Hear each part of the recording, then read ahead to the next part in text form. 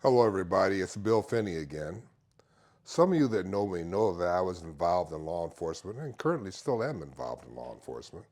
And I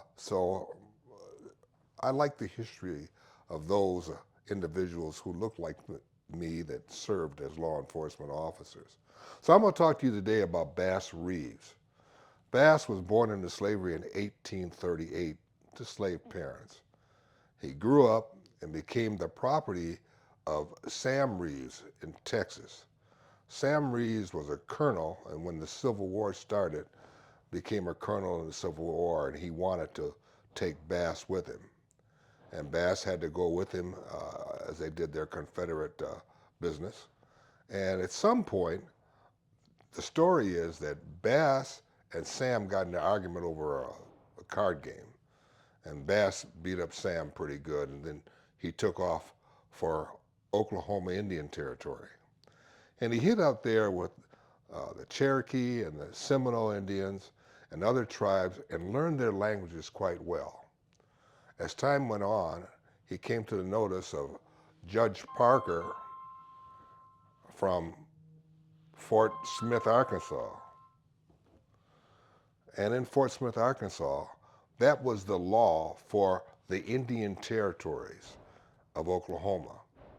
And so they heard that there was a gentleman who was very, very familiar with the tribes in Indian Territory, Oklahoma, and that any crooks used to dash from the states into Oklahoma Territory to get away from the law. Judge Parker was often called Hanging Judge Parker. He was a tough old guy, and that's how they enforced the law back then. And most of those individuals were felons and dangerous felons. So he decided to hire Bass Reeves as U.S. Deputy Marshal. Bass Reeves became the first black U.S. Deputy Marshal west of the Mississippi. So he went into Indian Territory, and over his career, and it was a long career, he made over 3,000 felony arrests for the court at Fort Smith, Arkansas. He served on other departments later on, but it's said that he was quite a fair shot. Well, he was an expert shot with a handgun, and he was with a rifle too, but he didn't always admit to being an excellent expert shot with a rifle. He called himself a fair shot with a rifle. But history shows that they wouldn't allow him into any turkey shoot competitions because he shot too well. So I guess he's better than a fair shot. But his long history as a U.S. Deputy Marshal is very distinctive. He was a tall man, and he always ride a big white stallion. So that was his horse and mode of transportation. And he moved freely throughout Oklahoma in those wild and woolly days back during the pre-state times.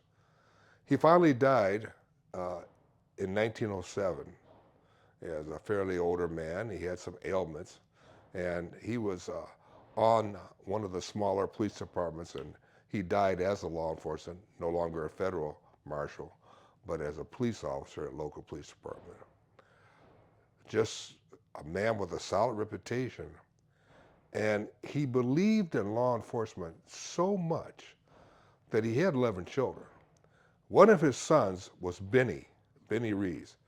Finney got in some kind of dispute with his wife, and he killed his wife. And they were looking for him. And Bass says, allow me to go pick him up and bring him in. He was able to talk his son into surrendering.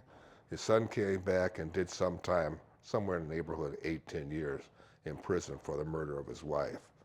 But that was a man that believed in law, believed in the law enforcement, and was fair as he applied his skills as a U.S. Deputy Marshal.